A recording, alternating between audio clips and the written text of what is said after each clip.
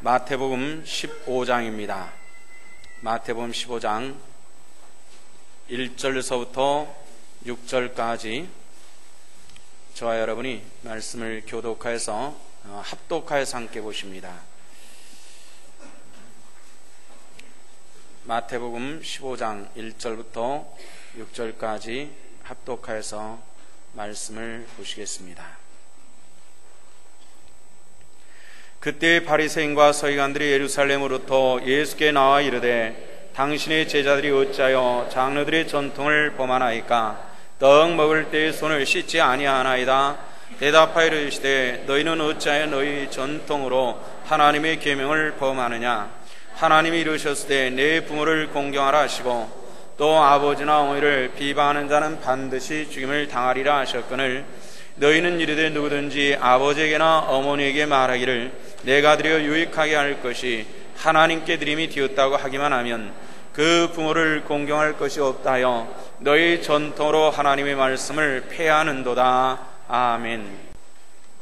우리의 찬송을 받으시고 우리의 소원을 이루시는 주님, 오늘 우리가 이 자리에 오면 우리의 찬양을 주님께 드리기를 소망합니다. 하나님 홀로 영광을 받으시고 오늘도 이 종의 입술을 통해서 증거됨이 인간의 언어일지라도 말씀은 주의 말씀이 되게 하여 주시옵소서. 우리가 주를 향하여 마음이 열려있게 하시고 눈도 오직 주를 향하여 열려있는 귀한 시간 되게 하여 주옵소서. 예수님 이름 받들어 기도하옵나이다. 아멘. 우리가 요즘에 주일 아침에 여호수아에 대해서 말씀을 보고 있는 중에 있었습니다.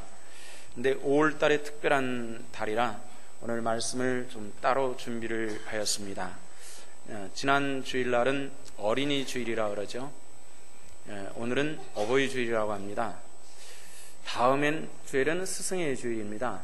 그래서 이렇게 쭉 연결되어서 매주 특별한 기념의 주일도 되어 있습니다만은 오늘 하루 여호수아서 말씀을 보는 것을 중단하고 우리가 이 여러 가지 목적을 오늘 말씀 속에 함께 이루기를 원합니다. 그래서 오늘 말씀을 볼 때에 자식이 부모에 대한 관계, 부모가 자식에 대한 관계, 또 부모 또는 스승에 대한 우리의 삶이 어떠해야 될 것인가에 대해서 우리가 함께 말씀을 나누게 될 것입니다.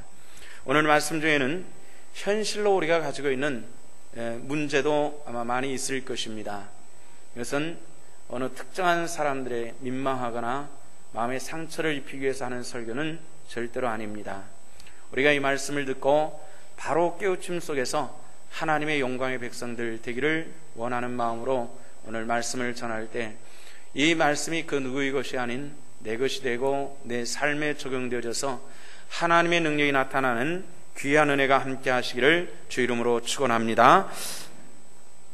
이스라엘을 여행을 하다 보면은 유대인이 운영하는 음식점 앞에는 조그만한 세면기와 그리고 그 옆에 주전자 하나가 놓여있는 이런 것을 봅니다. 가만히 관찰해 보면 유대인들이 그 음식점에 들어갈 때는 그 세면기에서 주전자에서 물을 조금 따라서 거기서 손을 씻는 모습을 보는데 손을 씻는 모습이 좀 특이합니다. 우리 같으면 그냥 거기에 수도꼭지를 달아가지고 시원스럽게 손을 씻었으면 좋겠는데 수도꼭지는 달려있지 않고 주전자가 놓여있고 그리고 그 주전자에서도 물을 충분히 따라 쓰는 것이 아니라 몇 방울 정도 손에다 받아가지고 우리 왜 그렇지 않습니까? 남자들 세수할 때 세수가 다 끝나고 스킨 로션 여기다 따라가지고 발라가는 것처럼 그렇게 손을 씻는 것을 보았습니다. 왜 그런가 싶었더니 물이 흔하지 않는 나라이기 때문에 수도꼭지 틀어가지고 졸졸 쓸 수도 없고 그래서 손은 씻긴 씻어야 되고 유대인들의 전통에 의하면은 음식을 먹을 때는 반드시 손을 씻게 했습니다. 손을 씻긴 씻어야 되는데 물이 많지 않으니까 적당히 물 몇 방울 발라가지고 스킨 로션처럼 한 방울도 땅에 떨어지지 않고 손에 다 전부 묻어 있는 거예요. 그러니까 먼지가 잔뜩 묻어 있던 사람이 여기 스킨 로션처럼 물을 묻히다 보니까 아예 얼룩얼룩하는 이런 모습들을 볼 수 있는 그런 우리 입장에서는 이해가 되지 않는 그런 일들을 합니다. 오늘 본문에서 그 내용이 나오는데요. 예수님의 제자들이 음식을 먹을 때 요 스킨 바르듯이 물 한 방울이라도 찍어 발랐으면 좋겠는데 그러지 않고 곧바로 음식을 먹었던 것 같습니다. 그러니까 바리새인들과 서기관들이 예수님께 이 문제를 가지고 항의를 합니다. 당신의 제자들은 손을 씻지 않습니다. 장로들의 전통을 무시합니다. 이렇게 항의를 합니다. 예수님께 3절에 말씀하시기를 그럼 너희들은 전통을 가지고 계명을 폐하려고 하느냐? 장로들의 전통이 하나님의 계명을 폐할 수 없느니라. 이렇게 말씀을 하시는 겁니다. 이 내용을 말씀하시면서 4절서부터 한 이야기를 해주고 있습니다. 사람이 그 어머니나 아버지에게 드려 당연히 섬길 것이 있음에도 불구하고 하나님께 드려서 하나님께 유익이 되게 하였다라고 말하면 부모들은 아무 말도 못하게 만드는 이런 폐역이 있지 않느냐, 이런 얘기입니다. 이스라엘 사람들의 언어 중에서 고르반이라고 하는 것이 있습니다. 고르반이라고 하는 것은 드리고 없는데요, 이런 뜻입니다. 누구에게 드렸냐면 하나님께 드려서 부모님을 드려 섬길 만한 것이 없습니다. 이렇게 얘기하는 것이 고르반입니다. 당연히 부모님을 섬겨야 될 사람들도 두 손을 보면서 고르반 이렇게 하면 끝나는 겁니다. 이스라엘 사람들은 우리하고는 사회적으로 굉장히 틀립니다. 민족 전체가 교인입니다. 나라 전체가 교회입니다. 하나님을 섬기는 것이 아주 이것이 그들의 삶의 전부고 국시인 것처럼 되어 있는 그런 민족입니다. 그렇기 때문에 하나님을 섬기기 위해서 드려서 어머님께 드릴 건 없네요. 이렇게 하면은 어머니가 굶어 죽는 한이 때도 거기에 토를 달 수가 없는 것이 이스라엘 사람들의 삶의 모습입니다. 예수님께서 그걸 지적하는 거예요. 너희들 가운데서 당연히 부모님께 드려야 됨에도 불구하고 고르반하는 사람들이 있다. 하나님께 드려서 드릴 것이 없습니다라고 하는 핑계하는 사람들이 있다. 이런 얘기입니다. 그러면서 이것은 우리가 신앙적으로 외식하는 것이다. 이렇게 말씀하시는 겁니다. 성도 여러분들, 오늘 우리가 말씀을 통해서 옳은 가정의 달이기 때문에 정말 우리의 삶 속에서 여러 가지 것들을 한번 짚어보면서 과연 우리 삶은 신앙 안에서 바로 되는가를 분별하는 시간 되기를 원합니다. 먼저 부모에 대한 이야기입니다. 오늘 본문이 부모에 대한 이야기를 했죠. 부모에 대한 관계는 공소고금을 통해서 섬기는 것입니다. 그 부모가 능력이 없고 사회적인 아무것도 없고 다 잃어버리고 다 쭈글쭈글하고 보잘것없다 할지라도 자식은 부모를 섬기는 것이 어느 민족, 어느 사회, 어떤 사람들에게도 주어진 이것이 인간의 가장 기초되는 윤리와 도덕이 부모 섬김에 있다는 겁니다. 특히 우리나라는 동방예의주의라고 했습니다. 그것은 유교를 바탕으로 한 그런 이 가정생활이 있었기 때문에 그렇습니다. 유교라고 말하면은 하나의 종교로 분류되기도 하지만은 저 같은 경우는 하나의 도덕, 윤리로 분류를 합니다. 유교의 가장 기본은 뭐냐면은 효에 있습니다. 부모를 섬김에 있는 것이 유교의 가르침의 가장 바탕이었고요. 이조시대, 우리보다 먼저 있었던 시대의 유교의 500여 년의 세월 동안은 유교가 우리나라의 바탕이었습니다. 부모를 어떻게 섬기느냐, 굉장히 중요한 바탕으로 여겼고, 아무리 능력 있고 아무리 많은 것을 소유하고 있다 할지라도 부모에 대해서 바른 효를 행하지 못하는 사람들은 가장 폐륜한 사람으로 여겼고, 심한 경우에는 사형도 시켰습니다. 요즘처럼 부모를 죽이는 일들이 그 사회도 극히 드물게 일어났습니다마는 그 사회가 있는 그 집은 아예 양반 집안일지라도 천민으로 전부 전락을 시켜버렸고요. 예를 들어서 용인에 그런 일이 일어났으면 용인 전체를 강등시켜버렸습니다. 그리고 그 사람이 있었던 터는 아예 웅덩이를 파가지고 거름을 두는 두엄토로 만들어버릴 정도로 철저하게 응징을 했었던 것이 이조사회, 유교사회의 그런 풍습이었습니다.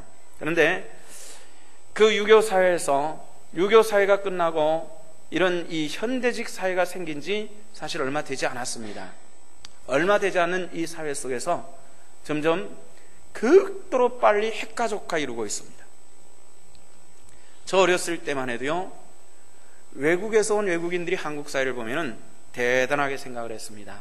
한 집안에 3대는 보통이고 4대가 사는, 심하면 5대까지 사는 그런 가족들이 굉장히 많았기 때문에 대단한 그런 그 가족 사회를 이루고 있었다고 그랬는데, 이것이 점점 단독주택에서 아파트화되면서 급히 핵가족화되고 있습니다.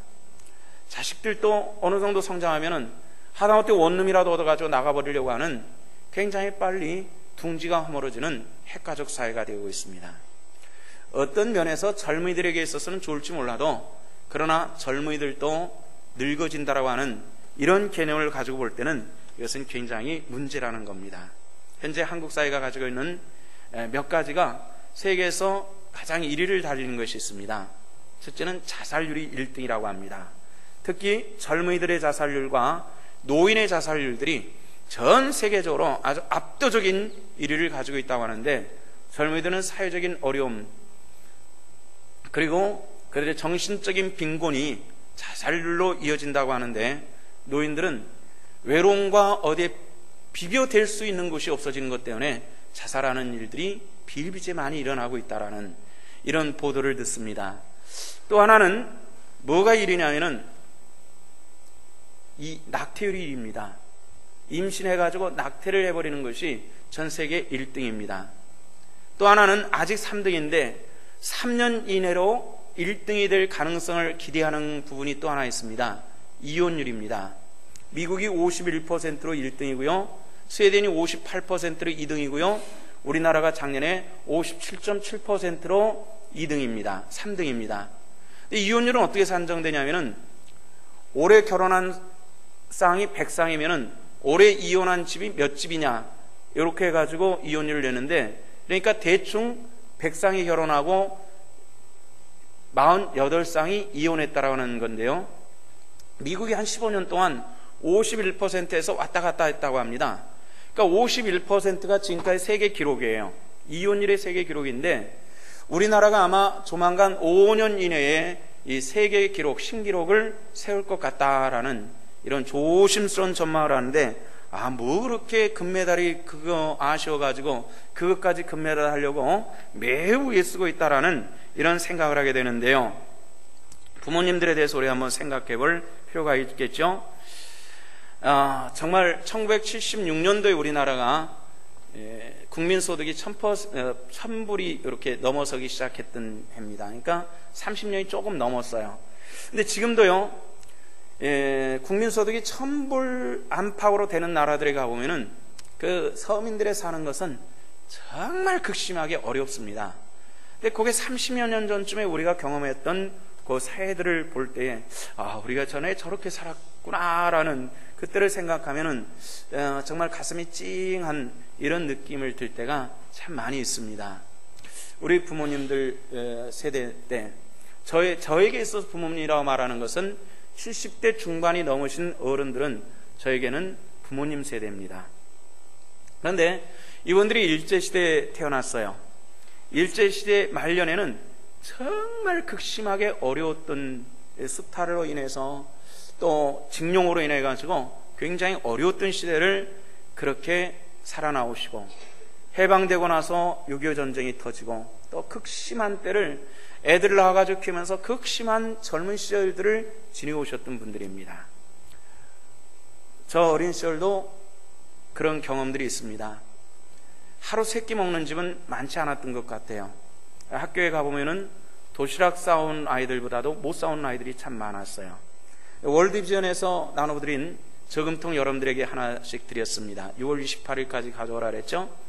예전에 우리가 6.25 끝나고 나서 다른 나라 사람들이 그렇게 돈을 모아가지고 우리나라에 보내온 것이 구호물자였습니다.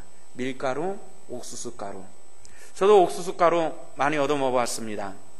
학교에도 그것이 배급이 돼서 그것을 음식을 싸우지 못한 아이들에게 옥수수죽을 끓여가지고 한 국자씩 담아준 거, 그거 먹고 끼니를 때웠죠.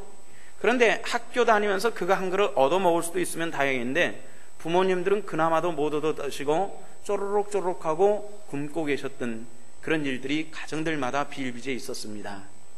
저 어렸을 때 저녁에는 국수를 많이 먹었습니다. 요즘에도 저는 국수 많이 먹습니다. 요즘에 저녁에 한 2끼 정도는 2번 정도, 많으면 3번 정도를 국수를 먹습니다. 목사님 왜 국수 드실까? 장로님들이 돈을 많이 안 드리나? 이런 염려하지 마시고요. 충분히 주고 있는데 너무 많이 먹어가지고 영양분이 남아 돌아가지고 문제가 생겼어요. 그래가지고 저녁에 국수 먹어가지고 좀 에너지를 절 축적시키려고 그렇게 국수를 먹는데, 저 어렸을 때는 그 국수가 저녁을 먹으면은 왜 이렇게 국수는 빨리 소화되죠? 밤중에 자다 보면 12시 좀 넘어서 새벽녘 되면은 소리가 쪼르륵 쪼르륵 하죠. 그래가지고 배고파가지고 깨는 경우들이 많았는데요, 배고파가지고 잠에 깨보면은 어머니가 엎치락 뒤치락 하시다가 부엌을 들락날락 하시면서 맹물을 들이켰던 것을 경험을 했습니다. 이게 왜 그랬냐면 국수를 삶아가지고 이 어린 아들 녀석에게 국수 한 거락이라도 더 먹이려고 한 젓가락 집어가지고 국수를 넘겨주었습니다. 어머니는 상대적으로 굉장히 적은 걸 드셨겠죠. 제가 어렸을 때라고 얘기한다면은 그때 어머니가 30대, 40대였습니다. 지금 생각하면 굉장히 젊고요, 식욕이 매우 왕성했을 때라고 생각이 되는데, 그때 아주 소량의 국수 한 젓가락을 드시고 밤에 주무셨던 거죠. 밤에 잠이 올 리가 없겠죠. 그러니까 엎치락뒤치락 하다가 배고프니까 부엌에 나가서 물 한 사발 들이키고 눕고, 이것이 우리 부모님 때들이 가지고 있었던 그런 일들이었다는 겁니다. 그런데 급속도로 경제가 발전했습니다. 막 발전해 가면서 둘만 낳아 잘 기르자, 하나 낳으면 아파트도 준다 뭐 그래가지고 저 그래서 하나 낳았습니다. 아파트는 안 주더라고요. 전두환 씨한테 가서 한번 따져볼 이유가 있을 것 같은데 안 줬어요. 그렇게 우리가 됐습니다. 그렇게 우리는 자랐고, 또 우리 다음 세대들도 결혼을 해서 자식을 낳고 키우고 이렇게 돼가고 있습니다. 그런데 우리 부모님 세대는 보너스라는 게 없었잖아요. 보너스라는 건 어떤 것이었죠? 추석이나 구정 때 떡값 정도 더 얹혀주는 것이 이 보너스였다고요. 요즘처럼 뭐 2달이나 3달에 한 번씩 그 봉급만큼 주는 것이 보너스가 아니었고, 겨우 떡값, 고기 한 근값 주는 것이 보너스였는데 그걸 가지고 먹고 살아야만 했습니다. 어렸을 때 적금이라고 하는 것이 있긴 있었을 텐데 적금이라는 얘기를 저는 못 들어본 것 같아요. 제 주변에서 적금 붙는 사람을 못 본 것 같습니다. 은행 이용하는 것도 저는 잘 모르고 자랐어요. 모으는 것이 없었죠. 모으는 것이 없이 아이를 학교를 보내야 됐고 먹여야 됐고 키워야 됐고 그러면서 키웠습니다. 그리고 나니까 늙어버렸어요. 요즘처럼 무슨 연금이 하는 그런 개념이 없이 그냥 늙은 거예요. 그럼 남아있는 이 모셔야 될 사람들이 누구냐면은 그 자식들단 말이에요. 그런데 그 자식들이 결혼을 해가지고 애를 낳습니다. 애가 한둘 여기 아장아장 기어다니면 그것 때문에 또 직장을 못 다니니까 부모님이 필요하다는 거예요. 그래서 부모님은 내가 모신다고 그래가지고 모셔가요. 그런데 이 아이가 또 컸어요. 6살, 7살 됐어요. 그때부터는 이 부모님이 문제가 되는 집들이 있어요. 냄새 난다고, 뭐 한다고, 못 살겠다고, 못 모시겠다고. 언제 모셨어요? 모신 적 없었거든요. 부모들이 지금까지 모셨는데 이제는 정말 모실 때쯤 되니까 짐이 된다라고 하는 이런 사람들이 많은 시대에 우리가 살고 있지 않냐 말이에요. 성도 여러분들이 부탁을 드립니다. 우리도 언젠가는 늙은 때가 될 줄로 믿습니다. 출애굽기 20장에 보면은 성도들의 신앙의 기본에 되는 10가지 계명을 주셨습니다.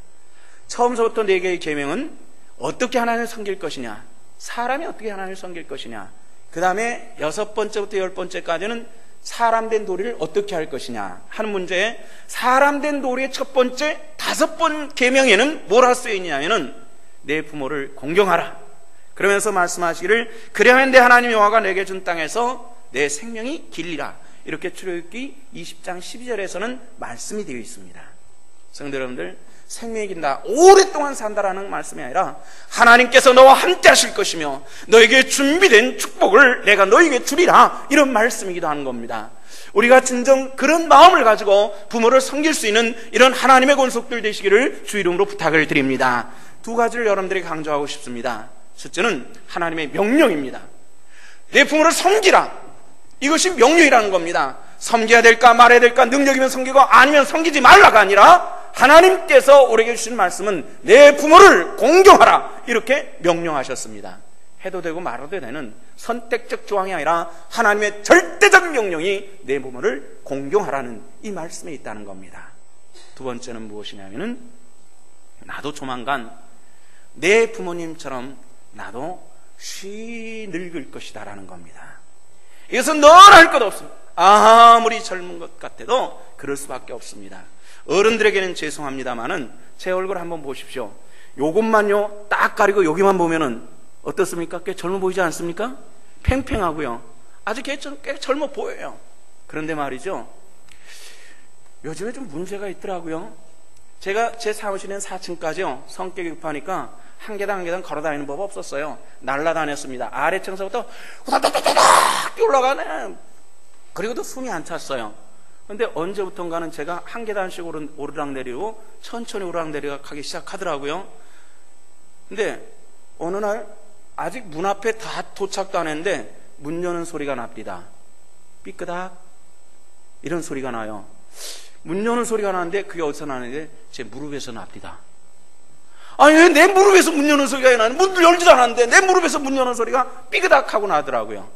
깜짝 놀랐어요. 아직 심각하게 아프지는 않지만은 종종 그 문 여는 소리를 듣습니다. 삐그닥. 이 소리를 들으면서 저는 제 어머니를 생각합니다. 우리 어머니 생각합니다. 우리 어머니 어떻게 사셨을까? 그 오랜 세월을 남편을 잃고 5 남매를 키우면서 우리 어머니 어떻게 사셨을까? 저는 그 삐그닥거리는 소리에서 제 어머니를 떠올릴 때가 참 많습니다. 앞으로는 또 다른 소리에서 문 여는 소리 날지 몰라요. 아마 창문 여는 소리, 드르륵 소리 날지도 모르겠습니다. 그것이 어느 날 저에게도 노화 현상들이 나서 문은 열지 않는데 문 여는 소리가 내 무릎에서 나는 시대가 속히 오더라는 겁니다. 아직 30대라고요? 아직 40대라고요? 그 많이 남지 않았습니다. 나도 내 부모를 섭섭했겠던 그 자리에 내가 있음을 기억하시고 정말 부모를 공경할 수 있는 그런 하나님의 바른 백성들 될 수 있기를 주님의 이름으로 축원합니다. 자식들은 배우는 대로 하지 않습니다. 자식들은 배우는 대로 하는 것이 아니라 보는 대로 하는 겁니다. 부모의 등짝은 자식들에게는 칠판과 같은 것입니다. 부모의 뒷모습을 통해서 내 자식들이, 내가 어느 날 내가 늙으면 내 자식들은 나를 섬길 것이라고요? 아니요. 우리가 하는 대로 할 것입니다. 반드시 그렇습니다. 그리고 좀 더 못할 것입니다. 시대는 더 악해지기 때문에 오늘 우리가 하는 것보다도 더 못하는 그 내 자식들을 우리는 또 키우고 있는 거라고요. 그렇기 때문에 나는 이 시대가 요구하는 그보다도 더 부모를 섬길 수 있는 그런 모습들이 우리 성도들 속에서 나타나질 수 있기를 주님의 이름으로 축원합니다. 두 번째는 자녀 사랑은 신앙 안에서 이루어진다는 겁니다. 옛부터 우리 조상들은 사랑은 내리사랑이라고 그랬습니다. 마치 사랑은 물과 같아서 거슬러 올라가는 것이 아니라 위에서부터 아래로 흐르는 것이다, 이렇게 얘기를 했어요. 부모가 자식을 사랑합니다. 자식은 부모에 대해서 세월이 많이 흘러서 조금 느낄 때쯤 되면은 이미 상황은 종료돼 버리고 말아. 그렇게 섬길 수 있는 시간들이 많지 않다는 겁니다. 여러분들이 정말 힘들고 귀찮은 것 같아도 그 시간은 그다지 많이 걸리지 않습니다. 떠나시면은 매우 섭섭할 겁니다. 그리고 가슴 아플 겁니다. 계실 때 잘해드시기 바랍니다. 요즘 시대는 자식들을 낳아서 지나친 과보를 하고 있습니다. 그런데 그것이 아이를 망치는 첨단이라는 겁니다. 기독교인들이 반드시 알아야 될 것이 있고요, 여러분들에게 오늘 강조해드리고 싶은 것이 있습니다. 잠언서 22장 6절 말씀을 우리 한번 열어서 함께 보시도록 하십시다. 잠언서 22장 6절 말씀,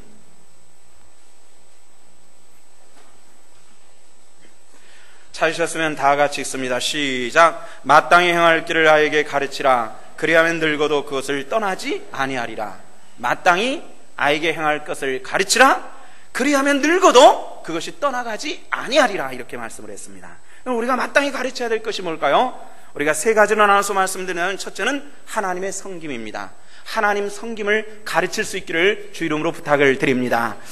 얼마 전에 세계 기구에서 세계 여러 나라, 여러 민족, 여러 나라 사람들의 지능을 검사를 해가지고 아주 조심스럽게 발표한 것이 있었습니다. 한국인들 지능지수로부터 해가지고 100몇 개 국가의 나라들이 지능지수가 딱 평균 지능지수로 이렇게 발표를 했는데요. 한국인이 몇 위 정도 한 것 같습니까? 보신 분들 계십니까? 한국인이 놀랍게도 1등 했습니다. 거기에서 IQ가, 평균 IQ가 107이랍니다. 한국인은. 그거 뭐 이상하다. 우리 아이는 170인데 160인데 그거 착각하지 마십시오. 160은 우리나라 통틀어도 몇 명 안 되는 숫자입니다. 그게 뭔 줄 아세요? 100이 평균입니다. 100이 평균. 근데 100이 넘는다는 것은 평균을 넘는 거고요. 110 정도 되면 상당히 머리 괜찮은 머리입니다. 근데 가끔 사람들이 우리 IQ가 160 가까워요. 그거 착각하지 마십시오. 그 IQ 검사하는 사람들이요, 또는 유치원에서 엄마 기분 좋으라고 이상하게 한 거죠. 절대로 그거 나오지 않아요. 얼마 전에요, 멘사 회원들, 세계 IQ가 엄청 좋다는 사람들이 모이는 멘사 클럽이 있는데, 그 멘사 클럽에 영국의 여자아이가 그 멘사 클럽 157을 가지고 들어갔다고 신문에 나오고 뉴스에 나오고 그랬잖아요. 157이 나오면은요, 신문에 날 정도로 아주 유명해지는 일이라니까요. 다시 말해서 140 이상은 천재로 분류하고요, 130은 수자로 분류하기 때문에 이건 130 이상만 해도요, 한 학교에서 한 두어 명 있을까 말까 하는 일이고요, 40이면 한 학교에서 거의 용인에서 하나 있을까 말까 하는 일이지, 이거 160 가까운 것은 우리나라에서 한 두어 명 있을까 말까 하는 일이 나오는 게 아니에요. 그런데 가끔 착각을 하거든요. 100만 돼도 괜찮은 거예요. 110 되면 상당히 좋은 거요. 120 정도 넣으면요, 사실 별로 많지 않은 숫자예요. 근데 잘 착각하고 있는 것 같은데, 사실 저도요, 옛날에 IQ 검사에서 거짓말 많이 했어요. 돈 벌려고. 목사가 그래서 죄송합니다. 목사 되기 전이거든요. 주께서 용서해 주신 줄로 믿습니다. 거짓말이라고요. 거짓말. 하나님 성경을 가르쳐줘야 되는데요, 뭘 가르치냐면, 그럼 이스라엘은 어느 정도 될까요? 이스라엘. 혹시 보신 분들 계신지 모르겠는데, 이스라엘은 평균이 98이래요. 우리나라보다 평균 9점이 낮거든요. 그런데 세계적인 과학자, 세계적인 사상가, 세계적인 철학자, 이런 세계적인 사람들이 아주 무더기로 막 쏟아져 나와요, 이스라엘은. 근데 우리나라는 그렇게 머리 좋은데 세계적인 것은 안 나와요. 이상해요. 이게 왜 그럴까요? 여기는 가르침의 문제가 있다는 겁니다. 이스라엘 사람들은 교육 기초가 있습니다. 들으라라는 것에서 시작하는데, 이것을 쉐마라고 합니다. 쉐마 교육입니다. 쉐마는 신명기 6장 4절로 5절 말씀인데, 거기에 어떤 얘기가 쓰여있냐면은 이런 얘기가 쓰여 있습니다. 이스라엘아 들으라. 우리 하나님 여호와는 오직 하나님 여호와시니 너는 마음을 다하고 성품을 다하고 힘을 다하여 내 하나님 여호와를 사랑하라. 이렇게 말해요. 여호와를 사랑하라. 이스라엘아 들으라. 여호와를 사랑하라. 이런 내용이 있는데, 어떻게 하면 마음을 다하고 성품을 다하고 힘을 다하여 내 하나님 여호와를 사랑하라. 이렇게 가르치는 것이 이스라엘 백성들의 교육의 기초에 있습니다. 그래서 이 기초는 어디서 시작하냐면 하나님 앞에 바른 예배를 드려라는 겁니다. 바른 예배가 이루어져야만 합니다. 어제 목회자 회의를 하면서 우리 교회 다니는 부모님들 자식들이 얼만큼 예배를 안 오고 어떻게 됐나 하는 이 현황 보고를 했더니 제가 뒤집어질 뻔했습니다. 뭐 이런 일이 다 있냐 이거요? 깜짝 놀랐어요. 그래서 물어본답니다. 목회자들이, 집사님 교회 어디 갔어요? 학원 갔어요? 교회 어디 갔어요? 아르바이트 갔어요?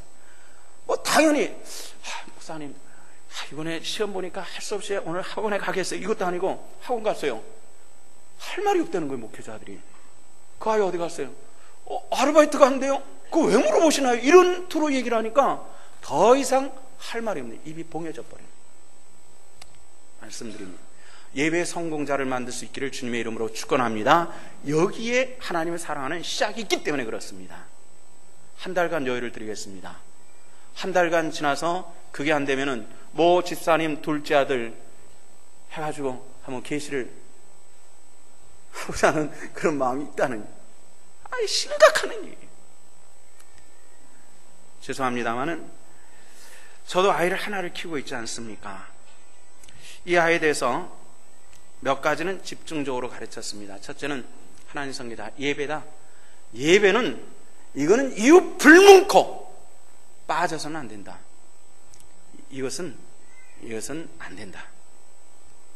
이런 문제를 가지고 집중적으로 가르쳤습니다. 그래서 예배는 어떤 경우에도 예배는 드려야 된다. 그래서 예배는 어떻게든지 군대 가서 훈련소에서도 어디서든지 예배하는 자가 되도록 그렇게 애를 썼습니다. 손해보는 한이 있더라도 예배는 드려라.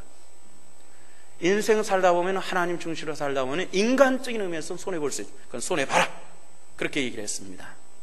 두 번째는 11조 생활을 중점을 두었습니다. 11조 해라. 등록금 주고도 11조를 시켰습니다. 너 이거 11조 해? 등록금을 가지고 몇백만 원 가지고 11조라면 몇십만 원 해야 되잖아요. 그럼 빵꾸 나잖아요. 그럼 네가 일해서 채워. 또 일에 가서 받은 거 또 11조를 하고 그거 채우고 이렇게 해나갔습니다. 그랬더니 이제는 11조가 자리를 잡은 것 같아요. 그런 식으로 계속 훈련을 시켜나갔습니다. 우리 교회 청년들 11조 생활은 상당히 심각한 수준에 있습니다. 왜냐하면 그것이 훈련이 안 돼서 자랐기 때문에 그렇습니다. 이 두 가지는 하나님 섬김의 기본이기 때문에 이걸 떠나서는 내가 하나님을 섬깁니다. 물론 당신이 교인이고 교회 다니는 이론일 수는 있으나 하나님 섬김의 사람은 아니라는 겁니다. 이건 분명합니다. 성경은 우리에게 가르쳐 주고 있습니다. 마음을 다하고 성품을 다하고 그리고 힘을 다하여 내 하나님 여호와를 섬겨라. 이것이 주님의 가르침이라는 겁니다. 우리 성도들이 그렇게 할 수 있고 하나님의 관심이 우리 자녀들에게 있고 우리 자녀들이 주 안에서 성공되어지며 가장 아름다운 백성으로 승리하는 그 놀랍고 크신 축복이 우리 백성들 가운데 함께 하시기를 주님의 이름으로 축원합니다. 이것이 이루어져야만 합니다. 이렇게 이 민족이 된다면 이스라엘이요? 아무것도 아닙니다. 그 백성들과 우리하고는 게임이 안 될 만큼 하나님께서 이 민족에게 베푸심에 놀라운 은혜가 함께 하실 줄로 믿습니다. 두 번째는 부모 섬김을 바로 하시기를 바랍니다.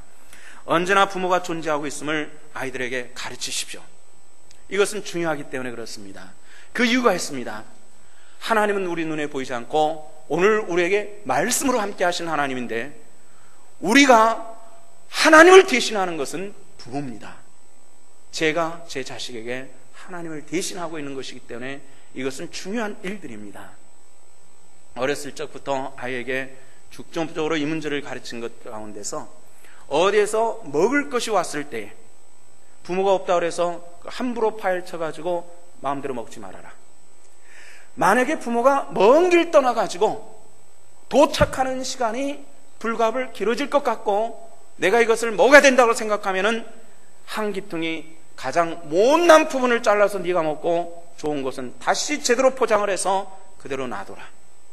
이걸 중점적으로 가르쳤습니다.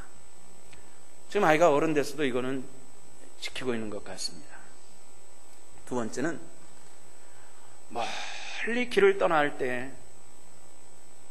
부모에게 큰절하고 떠나도록 만들었습니다. 제 생일일 때 선물 사달라고 하는 것이 아니라 부모에게 저를 위해서 낳아주고 키워주셔서 고맙습니다. 이렇게 일단 해놨습니다. 떠날 때 절하고 떠나고 돌아올 때 절하고 떠나서 다시 들어왔습니다. 아이가 고등학교 때부터 외부 생활하고 군대 생활 또 서울에서 학교 생활 자취하는 기숙사 자취하는 것이 벌써 10년 됐어요. 그러다 보니까 들고 나는 일들이 다른 애들보다 좀 많았는데 그럴 때마다 그냥 가는 것이 아니라 절하고 가라. 도착했느냐? 또 절해라. 그동안 잘 있었습니다. 또 잘 다녀오겠습니다. 이거를 지속적으로 훈련을 시켜왔고 그것이 되는 것 같습니다. 그 이유는 뭡니까?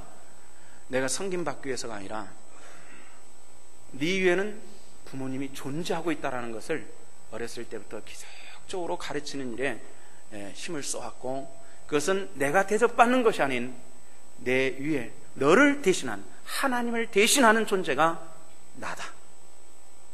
이런 것을 아이에게 가르치기 위해서 그렇게 해왔던 것입니다.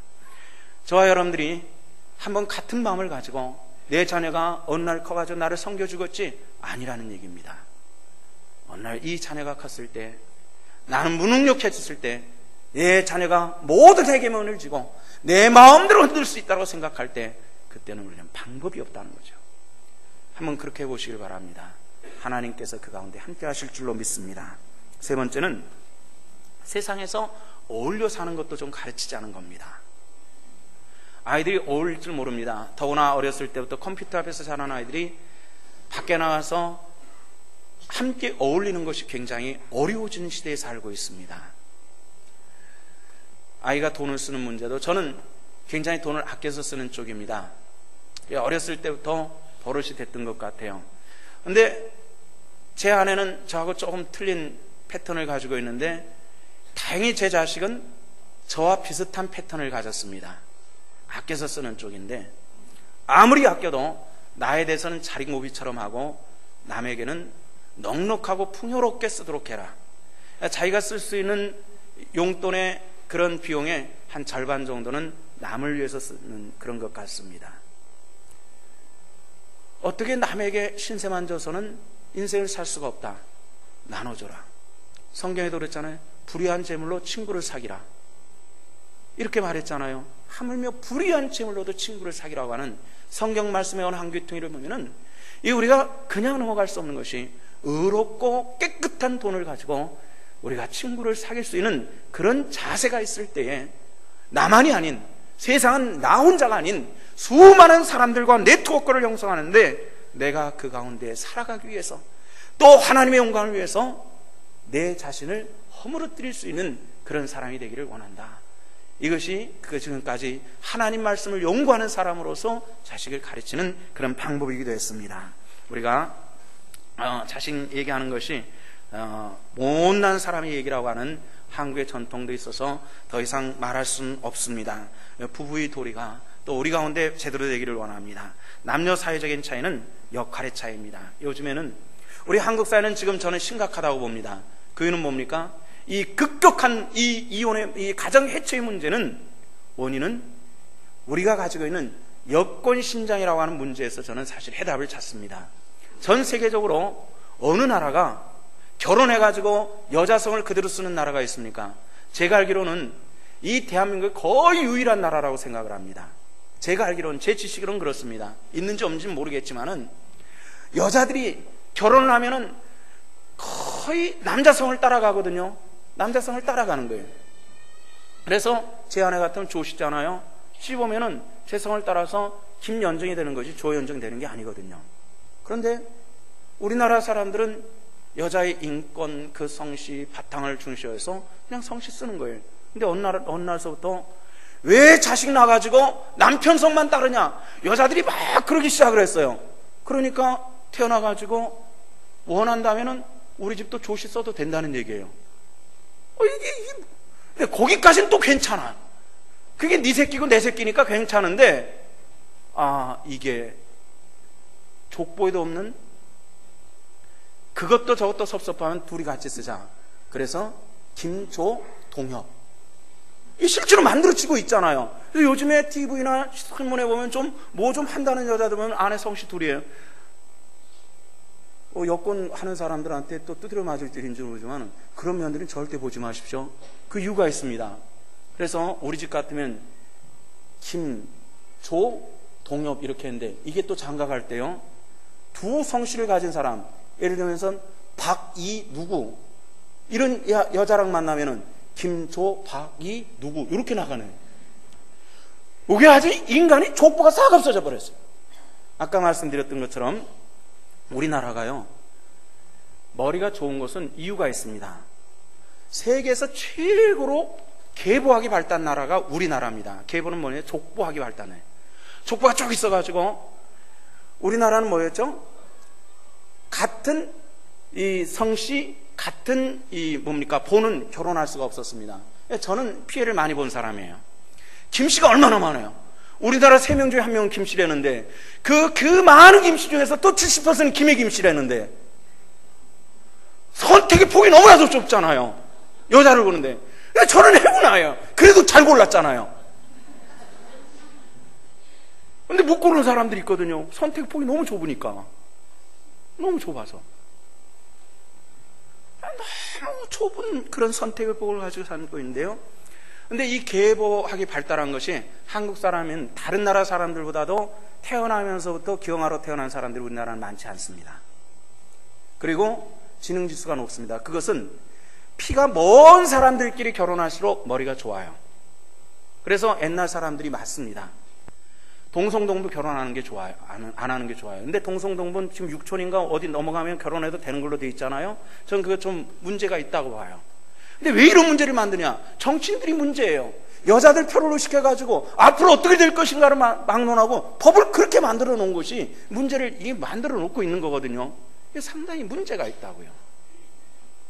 그래서 지금 뭐 외국인들이 한국에 와서 결혼하고 그런 문제들이 많이 사회적 문제로 대두되고 있는데 다른 나라 사람들하고 우리나라 사람들하고 결혼하면 거기서 태어난 아이들이 머리가 상당히 좋습니다. 왜냐하면 피가 굉장히 머니까. 우리나라 사람들이 아까 말씀드렸던 것처럼 왜 학문적으로 그렇게 뛰어난 업적을 가진 사람들이 나오지 않느냐? 세계적으로 거기는 이유가 있어요. 그런 이유가 있는 게 학문이 근친교배를 하기 때문에 그래요. 예를 들어서 서울대학 교수가 되려면은 쭈르륵 여기서 한 교수 밑에서 계속 빼가지고 학사, 석사, 박사한 사람들이 그 밑에 와서 교수를 하거든요. 그러니까 이 교수하고 똑같은 학문을 가지고 있어요. 발전의 여지가 없어요. 근데 다른 나라는 그렇게 한답니다. 여기서 학사를 공부했느냐? 그럼 딴 곳에 가서 석사를 하고 또 딴 곳에 가서 박사를 하고 그 다음에 이 학교를 들어와서 교수를 하는 학문적인 그런 그 먼 교배를 해가지고 굉장히 발전된 학문을 가져와서 새롭게 가르치는 것이 외국 대학의 풍토입니다. 근데 우리나라는 근친교배를 해버려요. 전부 학문이. 그러니까 새로운 것들이 만들어지지 않고 늘 다른 나라보다 머리 좋으면서 퇴보하는 것들만 만들어지는 것. 이것이 우리들의 문제라는 겁니다. 왜 이 말씀을 드립니까? 이만큼 한국 사회에서 여성들의 그 굉장히 막강한 파워를 가지고 정치인들이 밀려다니다 보니까 이상하게 만들어 놔버리고 말았어요. 그렇다 해서 여성들이 뭐 열등하다든지 능력이 부족하다는 그러지 않습니다. 요즘에 뭐 사법고시니 행정고시니 여자들이 한 절반씩 막 들어가고 막 그러잖아요. 굉장히 빨리 진급하고. 근데 저는 그것도 또 문제가 되는 것이 남자들이 2년씩 군대 갔다 와서 머리가 빡빡 막힌 상태에서 또 가서 공부를 하는데 이 여학생들이랑 경쟁이 안 된다는 거예요. 그러다 보니까 여자들에게 상당히 기회들을 많이 제공을 하고 있는데 이것이 우리 사회가 가지고 있는 또 다른 문제일 수도 있다는 겁니다. 성도 여러분들에게 부탁을 드립니다. 우리들이 부모님들서부터 우리가 바른 모습들을 통해서 우리가 세상에 아무리 바뀌고 법이 바뀌고 사회 풍토가 바뀐다 할지라도 오직 그 하나님께서 주시는 유일한 질서인 아내는 남편에게 복종하라고 하는 이 영적인 것을 바로 행할 때 하나님의 놀라운 은혜가 함께해 주실 줄로 믿습니다. 그런데 요즘에 마더와이즈를 하니까 아내가 지켜야 될 것들 뭐 해가지고 뭐 문간에다 붙여놓고 또 에어컨에다 붙여놓으니까 남편들이 보고 이렇게 한대요. 씩 웃는데요. 그리고 아내가 좀 잘못하면 저희 가서 읽고 이렇게 얘기를 한대요. 그거요? 파더와이즈도 있거든요. 거기엔 남편들이 해야 될 일이 더 많다고요. 왜냐하면 의무가 아내보다 남편이 더 많기 때문에 그렇습니다. 근데 자기는 아무것도 안 하고 아내들이 할 것만 추스려 채우는 이 쪼잔한 모습들이 아닌 가정에서 대제사장으로서 남자가 권위를 가질 때 하나님의 놀라운 질서와 축복과 은혜가 그 가정 위에 함께해 주실 줄로 믿습니다. 아내가 제사장이 되는 것이 아니라 남편들이 제사장이 될 때에 하나님의 놀라운 은혜가 우리 성도들 삶에 함께해 주실 줄로 믿습니다. 마지막으로 여러분들이 부탁하는 것은 가르치는 자와 함께 하자는 겁니다. 요즘에 학교 선생님이 된다는 것은 옛날에는 교편을 잡는다 그랬죠. 교편이라는 편자는 회초리 편자입니다. 선생님이 잡은 회초리. 그 회초리는 누가 갖다 줬냐면은 어머니나 아버지들이 갖다 줬어. 우리 자식 잘못하면 때려주세요. 그랬는데 요즘에는 때리면 큰일 나는 시대에 있잖아요. 제 처형이 작년에 교사를 이제 정년으로 퇴직을 했습니다. 오랫동안 교사를 했는데요. 옛날 선생님이니까 아직도 뭐 손에 잡아야, 교편을 잡아야만 그 선생의 기분이 나는 사람들이라 교편을 가지고 다녔겠죠. 애들이 망망진창 말씀을 해요. 너 임마 이리 와! 하면은 아이들이 일제히 나오는 행동이 하나 있답니다. 요즘에 뭐가 나올까요? 주머니에서 다 꺼내가지고 사진을 찍겠다고 이렇게 덤볐는데요. 이런 거 방법이 없다는 거. 이거 어떻게 교육을 하느냐. 이게 아이들이 이게 목장을 가는 건지 학교를 가는지 알 수 없을 정도로 이게 심각한 상황. 혹시 여러분들이 자녀들이 좀 맞고 와도 이해하시기 바랍니다. 회초리 없이 교육되는 방법은 없습니다. 세계에서 가장 민주주의가 발달됐다는 영국의 좋은 학교일수록 체벌이 있습니다. 그리고 감옥도 있습니다. 아이들이 영 잘못하면 감옥에 하루 정도 가둬놔 버리는 거예요. 아침부터 저녁까지. 오전에 가둬놔 버리고 오후에 가둬놔 2시간 가둬놔 버리고 그리고 하루 종일 너 혼자 청소해. 이렇게 만드는데 그걸 따지는 사람 아무도 없다는 거예요. 그래서 훌륭한 사람을 만드는 것은 어떤 체벌을 어떻게 해나가느냐가 굉장히 중요한 것인데 체벌이 없는 나라, 이것이 심각하게 이루어지고 있다는 겁니다. 두 번째는 영적으로 가르치는 이들에게 바로 할 수 있기를 바랍니다. 쉽게 얘기한다면 좀 더 쉽게 얘기한다면 여러분들의 영적인 가르치는 저에게 바로 해줄 수 있기를 주 이름으로 부탁을 드립니다. 싫습니까? 이거는 싫습니까? 바로 하시기를 바랍니다. 아까 말씀드렸잖아요. 이젠 저도 문에서 삐그덕 소리가 아니라 달에서 문 여는 소리가 나요. 아침 9시서부터 퇴근할 때까지 어쩔 때는 하루 종일 한 번도 안 내려오고 거기 지킬 때가 있습니다. 점심 먹으러 가면 일부러 차 몰고 가야 될 때가, 차 몰고 가야 돼요. 귀찮아요. 오르락내리락 하는 것도 힘들고 귀찮아요. 그렇기 때문에 간단한 거 하나 가지고 와서 그거 먹고 하루 종일 아무하고도 말하지 않고 혼자 기도하고 성경 보고 책 보고 그러면서 하루 종일 지내는데요. 그러면 참 좋겠다 생각하지만은 그 외로움이라고 하는 것은 섬에 하나 딸랑 들어가서 생활하는 것 같은 그런 생활을 매일 하고 있습니다. 인간적으로 배가 고플 때도 있어요. 그럼 할 수 없이 내려와가지고 차를 몰고 집에 가서 밥을 먹고 올 때도 있는데요. 어쩔 때 배가 고파서 내려와 보면은 사무실에는 먹을 것이 이렇게 쌓였는데 나는 없어. 우리 교회는 어른이 없는 교회예요. 담임 목사가 없는 교회가 돼버리고 말았어요. 왜? 다리 아파서 올라오기 싫다고 그랬대는. 그렇다고 우리 목회자들이 갖다 주는 것도 아니더라고요. 다 먹고 끝내버려. 그러니까 그거 가지고 말하기도 그러니까 섭섭해가지고 눈물 흘리면서 집에 갔다 오고 이런 일들이 나 사실 부유부지 많아요. 눈물 흘렸다는 거짓말이고 섭섭한 마음을 가지고 집에 가서 먹고 돌아올 때가 수없이 많습니다. 우리 교회는 그 담임 목사가 하루에도 몇 번씩 오르내릴 수 있다는 이 개념 없이 어쩌다 한 번 오는 사람이 4층까지 가기 싫으니까 더우니까 다 끝내버리는 이런 일들이 수없이 많고 목회자들한테 몇 번을 얘기해도 목회자들도 못해요. 우리 교회 풍토가 이렇게 자리 잡혀버리고 말았어요. 상당히 심각한. 그래서 이 사람이 먹는 거 가지고 얘기하는 것처럼 치사한 게 없거든요 사실.